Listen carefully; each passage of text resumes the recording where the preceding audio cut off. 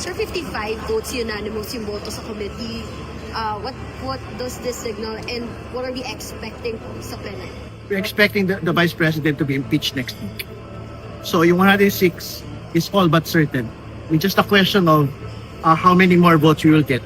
And yung ina-expect mo namin, at the very best, mapantayin ho yung 215 votes in last year's impeachment.